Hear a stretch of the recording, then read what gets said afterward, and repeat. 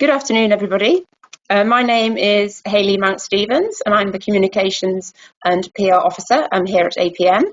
I'd like to thank everybody for joining us today for the Project Management and Newsrooms webinar, which has been hosted by Robin Kwong, who's New Formats Editor at the Wall Street Journal, and guest Patrick Scott, Head of Data Journalism at the Office for National Statistics. This webinar follows the publication of Robin's latest guide, Project Management in Newsrooms, which is currently available on APM's website. Robin has 2 decades of journalism experience working in a variety of roles in newsrooms across Asia, Europe, and North America. He's been a reporter, editor, special projects editor, and a senior leader and manager in the newsrooms of the Financial Times, the Wall Street Journal. He's won multiple awards for projects including the Uber Game and the WSJ 6-Week Money Challenge.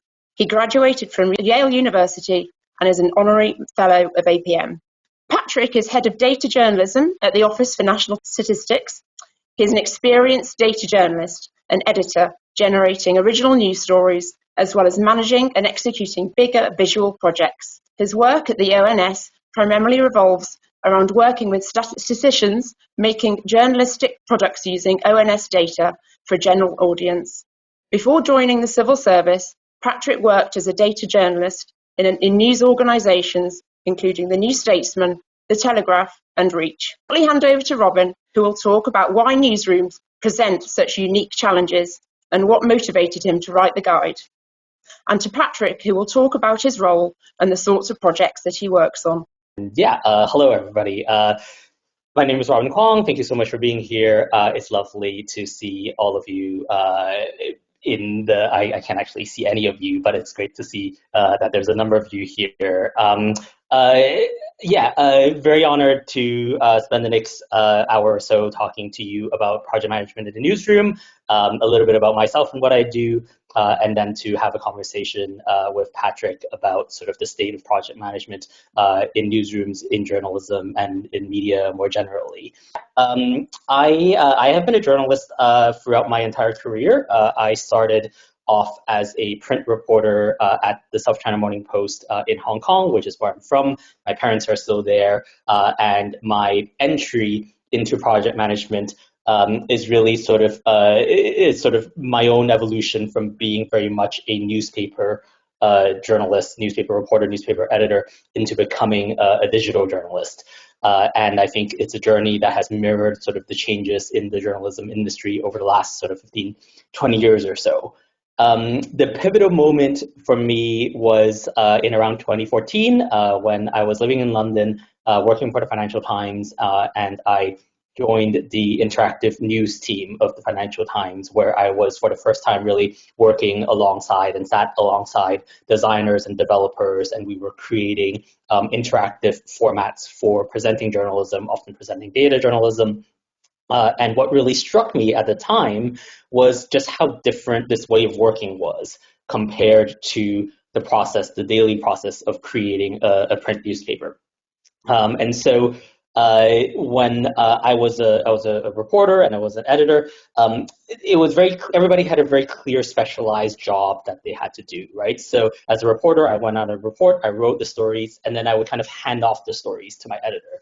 As an editor, I would then go edit those stories and I would hand it off to another editor, and the sort of tasks to be done were really sort of specialized and chopped up. So there was an editor specifically responsible for just laying out the page, an editor specifically responsible for like writing the headlines, and then sort of there was this assumption that if you kind of did your job well and you passed it on to the next person and they did their job well, then magically the infrastructure, the whole setup has been designed so that at the end of the day, you get a newspaper that is delivered to newsagents, to people's homes early the next morning. It was a very, very well-oiled process, honed over many, many years, very rigid, but the rigidity of that process meant that we were able to move very quickly and also to produce lots of newspapers at scale.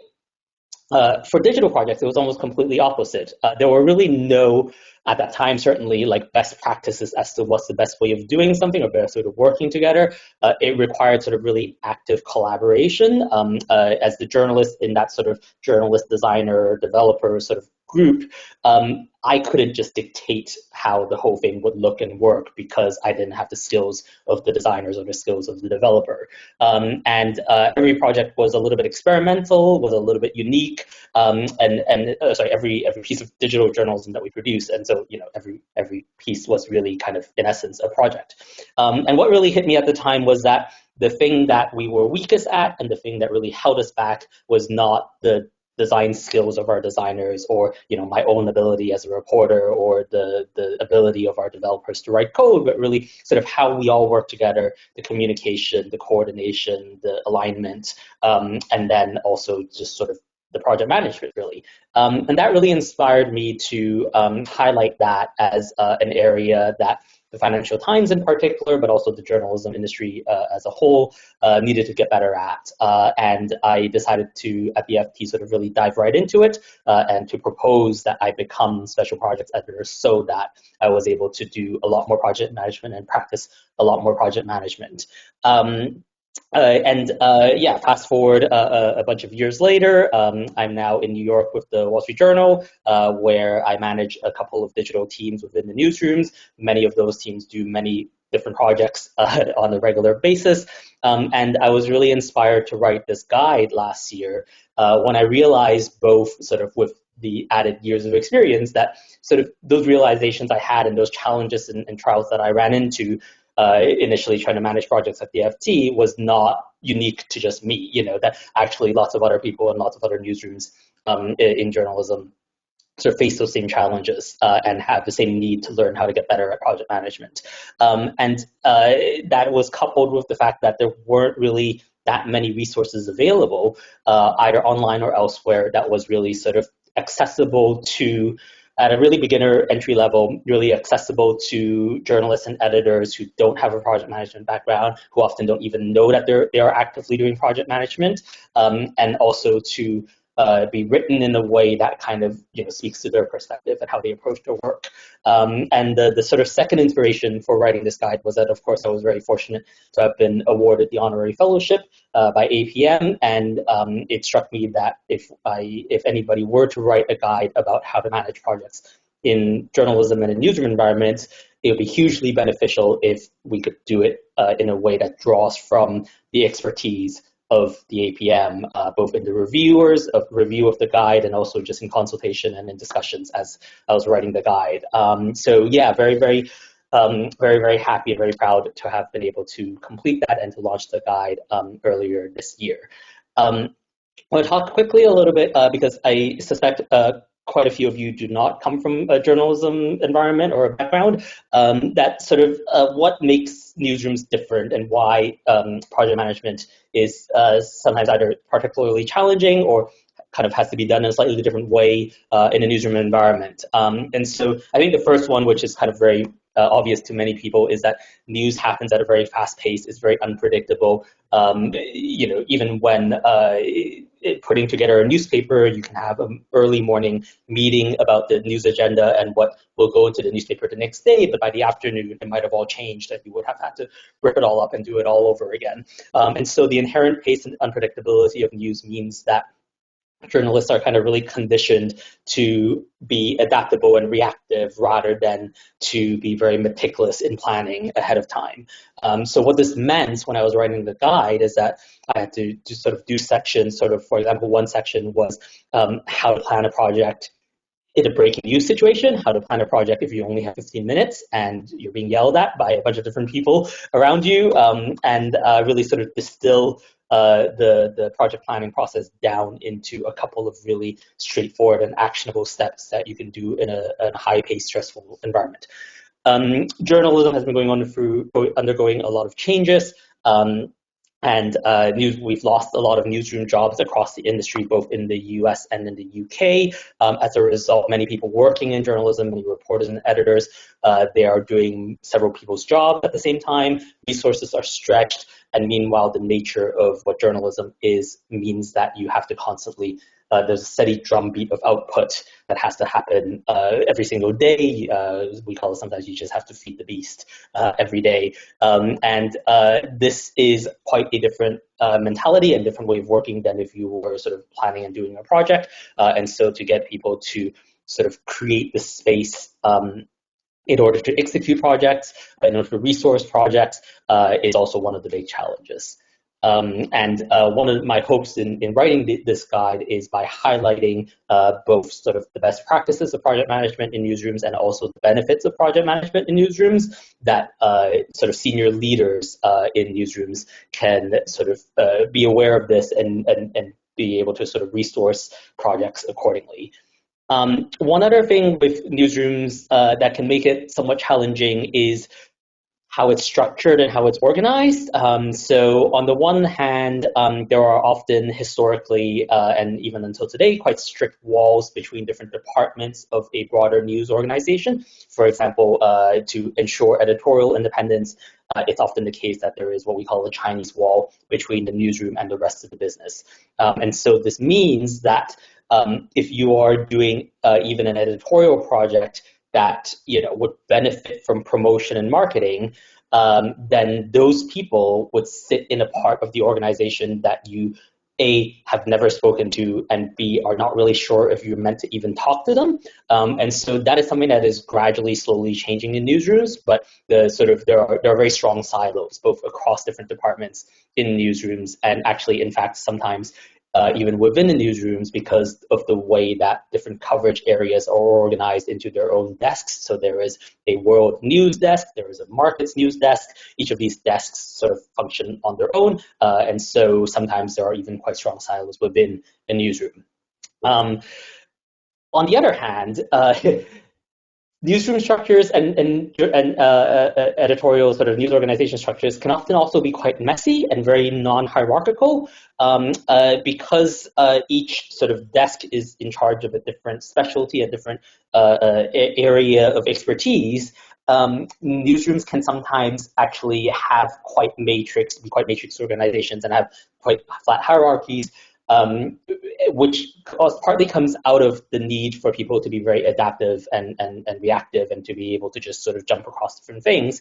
But that also creates challenges in the sense that sometimes there isn't just one senior enough stakeholder who can sort of make the call and sort of organize everything around what the project needs, or that it's often hard to know people's roles and involvements in a project, or who can sort of give the blessing or veto the project. And so a large part, when I was writing the guide, a large part of what I focused on was kind of in sort of communication and stakeholder management, in getting people to rally sort of and align people around the organization into actually doing a project. And then finally, I think if I ask all of you to sort of just like imaginary and come up with sort of the stereotypical image of a journalist and what their personality is like, you would probably not come up with someone who loves to plan and coordinate lots of different people. You would probably come up with a person who's a bit of a lone wolf, who sort of is sort of celebrated, for example, that this is back decades ago, but that sort of really experienced reporters can go away, mysteriously do a bunch of reporting, and then sit and hang out at the pub, have a bunch of drinks, and then 20 minutes before deadline, dash back up to the office and then file perfect copy within 20 minutes. And this is kind of the celebrated sort of image of what a journalist is. And so, in fact, not only isn't really a legacy of project management in newsrooms, there's often a sort of culture and image that is kind of anti-planning. And so, again, sort of a large part of what I want to be able to do by writing this guide is really to demystify project management, to make it seem not scary and not difficult and beneficial to the work that everybody is doing in a newsroom. And I think this is a really good moment for doing so, because journalism, probably more than most other industries over the last 10, 15 years, has undergone really seismic changes, has really undergone sort of enormous upheavals and changes, both in terms of audience or customer sort of behavior and demands, in terms of the business model of how news is funded, and in terms of the tools and formats and ways of reporting, ways of presenting journalism, nearly sort of every aspect of how we do journalism has changed in the last decade or two or so, and a large part of this is driven by new technology and is continuing to be driven by new technologies. So one of my roles at the Wall Street Journal at the moment is to be on a small sort of steering group figuring out what we do about and with generative artificial intelligence. Sort of what are our policies, what are our guidance, and also sort of what are the ways in which we can actually use it beneficially and, in a transparent, trustworthy way, in a way with integrity. It's an industry that has also been squeezed, and so there's lots of demands. I mean, I think pretty much every working journalist by this point has been asked to do more with less by their bosses at some point in their career, and so in these situations, being able to more efficiently marshal your resources, more efficiently use your time and your people is definitely something that is becoming more important. And so, yeah, wrote the guide very much with these sort of points in mind, and really with the idea of taking someone who has never done this before, who possibly sort of never doesn't even think of themselves as a project manager, all the way from beginning to end through the entire project lifecycle. Yeah, we launched the guide about 2 months ago, 2 or 3 months ago, and it has been really well received. Pleased to note that lots of different sort of industry publications in journalism has picked up on the publication of the guide. I've given a bunch of interviews. Pointer is one of the main sort of training organizations in the US for journalists in public radio and television, and I did a workshop with them on the guide, and so I've been really sort of encouraged and honored by the positive reception that the guide has had. So it does seem like we have sort of launched this at an opportune time for the industry. So that's kind of it from me in terms of an overview of the guide and sort of how it came to be and what we hope to achieve with it. I am honored and delighted to have Patrick with us here today. Hello, Patrick. To talk a little bit about the guide from someone who's not the author of it, from the perspective of someone who is not the author, and also from the perspective of someone who both has sort of journalism experience and currently doesn't work in a news organization. Patrick works at the Office of National Statistics. So thank you very much, Patrick, for being here. Thanks for having me. If I could start off by asking you a couple of questions, and then, yeah, as Haley said earlier for the audience, you can use the dashboard in the chat to put in any questions that you might have for either myself or for Patrick, and then we will get to them after I kick things off with a couple of questions for Patrick and we have a brief conversation. So I guess maybe, Patrick, if you could start off by just telling everybody a little bit about what you do, like what does it actually mean to be head of data journalism? What does your team look like? What are some of the outputs of your team? Yeah, so I have a title which is a journalism kind of title, but not actually in a journalism organization, which is slightly confusing. So we are part of a kind of centralized area within ONS that does kind of a bunch of digital-esque things. So we kind of handle things like the CMS, like uploading things to the website and things like that.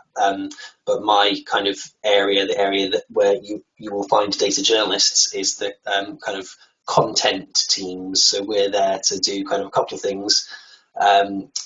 One of which is sort of set kind of standards for how the ONS publishes things online, like data visualizations and things like that, so that we'll kind of help statisticians basically put their things on the website in a way which is kind of intelligible, mainly is the goal, and helps kind of communicate that kind of the insight of the statistics in a kind of clear way. So we have that kind of standards branch, and then my branch is much more focused on kind of coming up with ideas ourselves. Because we're kind of journalists, we kind of come up with ideas in a way that the statisticians wouldn't do themselves. And the reason we have that is because the ONS is obviously kind of a publicly funded body. It's we need to be providing kind of value for money to not just kind of specific academic audiences or central government, but we also need to kind of make an effort to communicate our statistics to a more general public. So we're there to kind of produce content in a way which appeals to that kind of more general audience and make that kind of otherwise fairly kind of dense topics kind of appeal to people in a more kind of accessible way. So within that team, we have like a few different professions. Data journalism is one, but we have data viz specialists as a separate profession, and we also have content designers, and we have people like graphic design, social media, and kind of connected to those, but not within our team specifically. We also have kind of performance analysts and kind of user-centered design specialists as well, who we kind of have access to, but they're not directly in our team. So yeah, I think that pretty much covers it. Yeah, and obviously you work with all the statisticians that work in the other departments of ONS as well. Great. So, what does the project mean in the context of your work? What counts as a project? Maybe you can talk us through an example. Yeah. So we have kind of a very, I mean, similar to Newsroom in a way, in that it can be kind of a project can take quite a few different forms. Typically, a project for us is a page that appears on the website and tries to kind of tell a story in some way with the data. So that can range from things which are kind of more kind of just text and chart based, or one of the things we've been doing recently is trying to kind of lend a bit of human context to the data. So we did a census in the UK a couple of years ago, which we're still kind of doing analysis from, and one of the recent analyses that we did was on centenarians, so that's people who live to be 100 or more, and we found a centenarian and kind of interviewed them and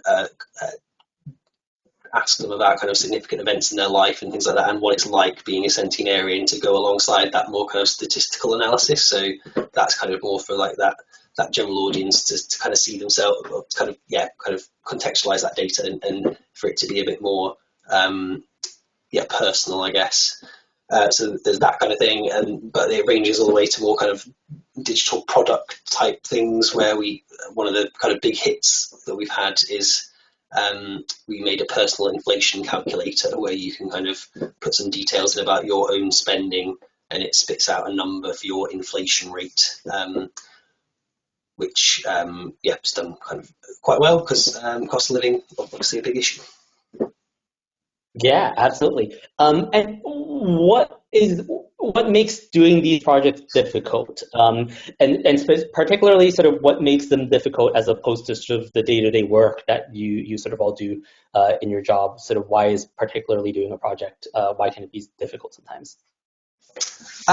Well, yeah, it's difficult because we always we're working with the statisticians to do all these things, so we're not kind of able to operate by ourselves, because we don't have that kind of statistical background, because we are kind of journalistic in our background, so we don't have those kind of skills. So we are working with the statisticians, and that often means that we're trying to persuade them to do something that isn't kind of part of their standard workload, which can often be quite a challenge. It's quite a tough sell sometimes when they're kind of up against it with, I guess the cost of living crisis, for instance. The kind of the inflation team obviously have quite a lot on, and we're coming knocking on their door asking them to kind of help us with a personal inflation calculator. So that is often quite challenging, just to kind of get that buy-in. But it kind of that, sometimes we don't have issues with that at all. It kind of just it depends on obviously people's workloads and things like that. I think what you were kind of saying before about the kind of messy commissioning picture in newsrooms is definitely something which is we find as well is quite tricky within ONS, in that we have lots of obviously very kind of skilled and experienced people who have things to say about the projects and ideas that we come up with, and often it's a case of trying to persuade multiple people that what we're proposing is a good idea and has some value to it, which is kind of, if you've got to try to work out exactly who you can say no to, basically, or who you can ignore, and work. That's definitely a kind of a challenge that we have, I think that they're kind of the main ones. Like, we do have kind of silos as well, but I think they're probably slightly less in terms of like talking to comms or people like that. They're kind of slightly less pronounced in a newsroom, because we're kind of, some of the stuff we do is a bit more kind of commsy, like in a way that the Centenarians article, for instance, is a bit more kind of, has a kind of element of PR to it anyway. So we're kind of singing from the same hymn sheet there sometimes as well. So the tricky take a long time generally as well, because we're working with statisticians often on their timescale rather than a kind of like journalism timescale, which is a very different pace. Yeah, absolutely. A little bit embarrassing for me to ask this next question as the author, but what did you think of the guide? What was your biggest takeaway? What did you find most useful about it? Yeah, well, you'll be pleased to know that I did like the guide. It was useful, because I think, as you kind of say in the guide, you'll kind of, if you kind of work in this type of role in a newsroom, then you'll often kind of find yourself doing kind of a project manager role without really realizing it. And I think that was definitely true to me. And then when I read the guide, I was like, oh yeah, that sounds a lot like what I was doing. So in that sense, it's kind of nice to feel validated and know that it's nice to kind of place myself within that kind of structure and kind of understand what I've been doing in a way, which is nice. And I think quite a lot of the so now that because of where I sit now within ONS, we do have some teams that are kind of product teams, and they do work in a much more kind of structured way. They do kind of agile and all that kind of stuff, and we've kind of sort of dipped our toe in the waters of some agile training, and it's always been a bit kind of not really kind of it doesn't feel like it's for a kind of like journalistic / content creation type person. It's very much for that kind of product development audience. So I think it was sort of, how you can, with ChatGPT, you can kind of say, now explain this to me like I'm a 5-year-old or something. This is very much like, now explain this to me like I'm a journalist. And then it kind of like that kind of translation was really quite helpful, I think, in kind of placing those processes in a way that I kind of recognized and understood, and that was really useful as well. Great, thank you very much. So you have an interesting background because you have worked in news organizations before. So as our last question before we hand it over to Haley for any audience questions, what are the biggest differences that you've noticed between the two types of organizations? Do you think that, and particularly when it relates to doing projects and managing projects? Yeah, I think in terms of that, that kind of anti-planning journalistic trait, where the kind of like journalists like, I'll make it happen, and I'm the kind of rock star here that's going to get us over the line. That's kind of a lot less pronounced in, well, I don't know if this would be the case for kind of like content creation more widely, but certainly within kind of ONS civil service they're very into their planning, and there's lots of planning. So sometimes we kind of have we're trying to kind of hurry people along and get them to kind of buy into an idea and get a bit of momentum behind an idea, which is sometimes quite difficult to do if it's kind of slightly novel and people don't kind of trust it, and that kind of issue crops up. So I think that that kind of journalistic ego factor is probably less pronounced, certainly where within ONS. I think that the timescales as well, we're often kind of not reacting in a way that you would to news events, although you could argue that we should do that more in terms of maximising the value of the statistics. But yeah, that's the difference as well. It's kind of less, the kind of time pressures aren't as great, I think, in that sense, or there's less pressure to kind of turn something around really, really quickly. So that, I think, probably leaves a bit more room for project management practices as well, although I'm sure you can do it rapidly as well.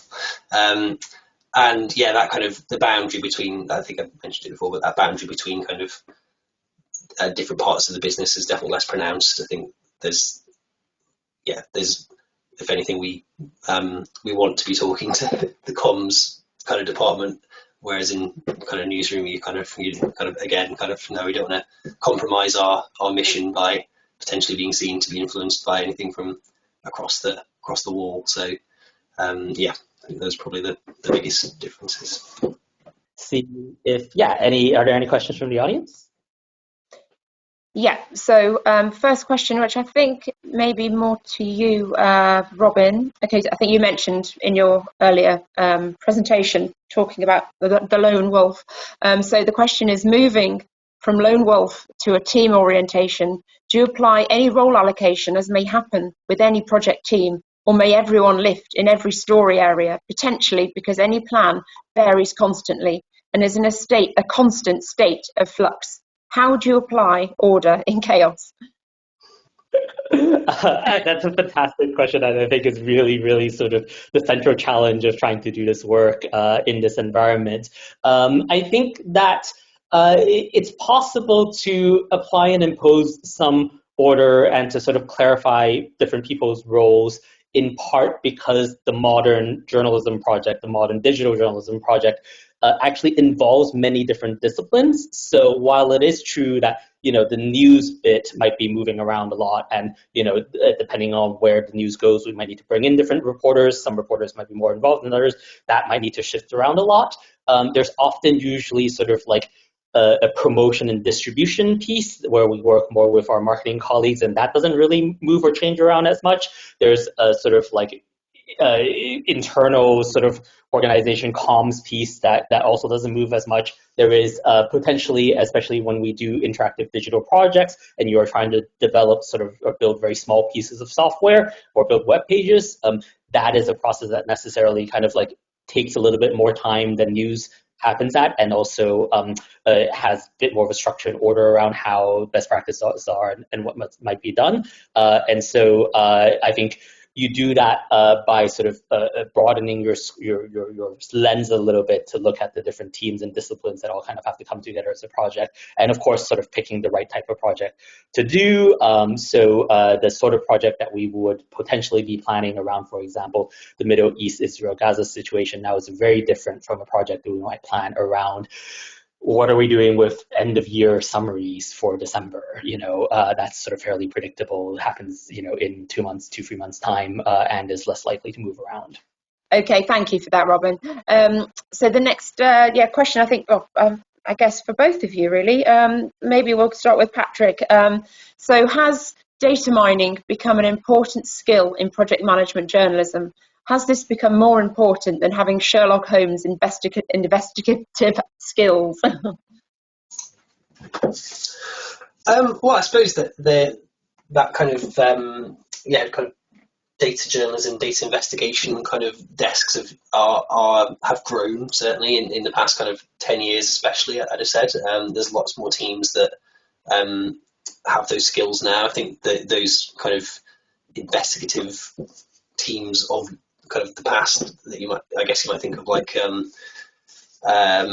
kind of the Watergate scandal type stuff, that still exists as well. So there's still teams that do that kind of more traditional data, kind of investigative reporting stuff, cultivating human sources and all that kind of thing. But yeah, there's definitely certainly within I guess national newsrooms, perhaps more than, well, in the UK, but more national newsrooms more than kind of regional ones. There are kind of data teams that have those skills to do that kind of more intensive data work. so I guess I wouldn't say it's more important, but it's another kind of source for newsrooms that they have to kind of cover these days. Mm. Yeah, and I would say that I think it's actually a real sign of sort of the maturity and growth of data journalism, that there isn't as much of a dichotomy anymore, that it isn't really sort of like either or, like either this is an investigation that only uses data or it doesn't use data at all. So I actually have an example from an investigation that the Journal did earlier this year, looking into miles and miles and miles of old telephone cables laid in the 50s that were protected with lead, and because it was so long ago, the lead was leaking into groundwater. And so we used computational journalism and data journalism in order to find some of those locations of where those lead sort of lines would be and where they might be. And then we sent reporters out to do the gumshoe sort of actually walk over there and like see if you can look at that line and, is it touching the ground? Is it right near a playground? Talk to people there. And so I think sort of these days is really sort of using a mixture of both for a lot of investigative work. Okay, next question. So is this regarding instilling integrity? So how do you, Robin, I guess, or for both of you, but Robin, we'll come to you. How do you instill integrity in developing stories when the director or editors wants to spin the story in a false way?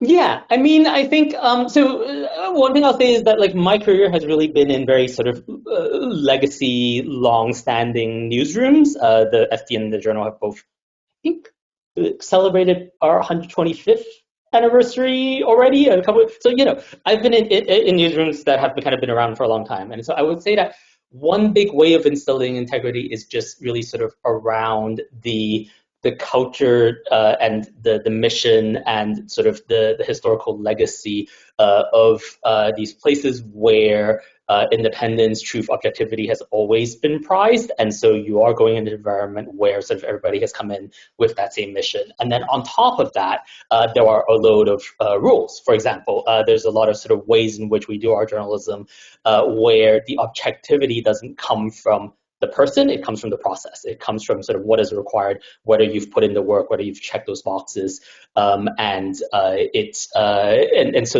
it's less reliant. It's both, but in a way, the integrity of the individual is buttressed by the process and the rigidity of what must be done in order for us to even publish a story. I think the next question is probably a little bit similar, but I will ask anyway. But it's regarding quality. So how important is quality? Getting the story out as opposed to getting the story out right and true? Is the deadline always met from a project management perspective? Yeah, I'll give a quick answer, but actually, I think maybe hand it over to Patrick as well, because I think it's also a really interesting question in the context of government statistics and government communication. Definitely. Right? So for us, we always being right is more important and better than being first. The internet has certainly sort of upped the pressure in terms of speed and responsiveness and sort of, but we can get into a lot of trouble if we don't get things right, both from a sort of internal discipline and also just being actually sued by people perspective. And so definitely getting it right is more important. And there are sort of processes and multiple layers of checking and multiple people set up in order to ensure that is the case. Yeah, I think from a government kind of ONS stats point of view, it's definitely also that, there's a huge kind of emphasis placed on getting things right rather than getting things out. So today is actually a very good example where we've delayed some of our labour market statistics because they weren't ready, basically. So rather than try to kind of rush them out, we're doing them next week instead. And it's obviously the kind of statistics that we produce are used to make all kinds of decisions in the UK and have kind of big knock-on effects on people's lives. So there's lots of checks around their quality and to ensure that they're kind of up to scratch in that sense. And I think we basically always prioritize that over getting something published. Okay, thank you. And then I think we've got another question around skills. I mean, do you think in both your sectors or within your roles and the teams around you, do you think there are enough skills? Do you think there are enough project professionals with those right skills in place to deliver projects successfully? Or what do you think needs to be done to sort of develop that talent pipeline? Definitely not enough. I think that we can both say that we would love for there to be a lot more. I think that, I guess for me, the answer to the pipeline question is a little bit like, I think probably what the industry needs at the moment is maybe project managers with sort of, lettercase P and lettercase M, like not capital P, capital M project managers necessarily, but I think it's more that there are some very basic skills and tenets around project management that I think it would be much better if there was a wide range of people working in journalism, whether they hold the title of project manager or not, that have some of that grounding and some of that skill, rather than necessarily us having, a small number of highly specialized and highly skilled project managers. I think, would be much more beneficial for us. Mm-hmm. Of course. Okay, and I think we'll just have time for a couple of more questions. So another one that's just come in. Do you have any tips for overcoming an anti-planning culture in newsrooms? Yeah.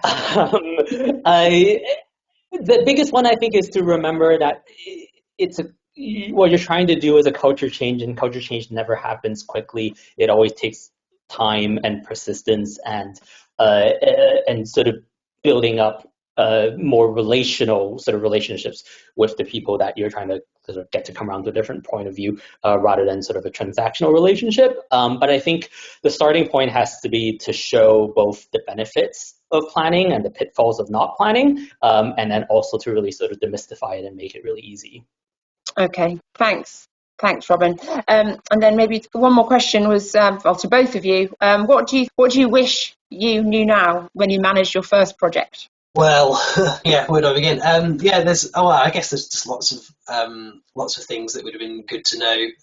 I think realizing that I was managing a project would have been good initially, because I think certainly like in newsrooms, like often you're the person who's come up with an idea and you want to try and make it happen, and to make it happen you need to kind of get lots of other people on board to make it happen, and so you're kind of doing a project management kind of role and getting all these people to kind of buy in and making sure that they're working to deadlines and working with each other and all that kind of stuff, without really kind of realizing that's what you're doing, and kind of recognizing that that is a thing that you should kind of pay attention to and take a bit of time over. Because I think I kind of definitely would have seen myself as like the journalist in this scenario, and I'm kind of like doing my journalist stuff and everyone else is kind of on board helping, whereas I probably should have thought, well, yes, I am being the journalist in this scenario, but I'm also performing a kind of project management function as well, where they get that kind of lowercase p, lowercase m kind of project management. And I think, kind of thinking about how that might change how I would manage the project would have been kind of quite useful, I think, from the get-go.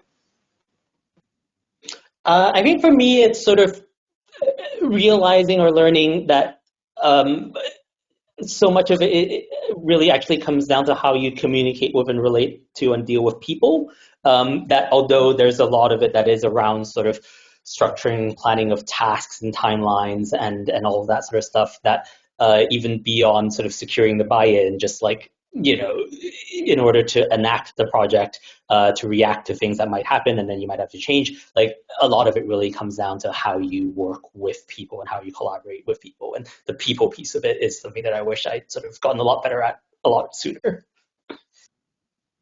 Okay, thank you. I think that's all the questions that we've had through. I don't think there was any. Was there anything? I don't think there's anything more on the list that has come through for now. So I think we can probably, if there's anything further you would like to add, Robin or Patrick, then we can probably look to round the session up. Thank you so much to the APM, and thanks for Patrick to being here, and thanks to everybody in the audience. Yeah, thank you very much for everybody who's joined. It was a very, I think, really interesting and definitely insightful look into journalism and the newsroom. Interesting to see how much it's changed over the years as well, especially from my obviously perspective working in the sort of PR and comms environment as well. So really interesting. Thank you both of you, and thank you everyone for joining us.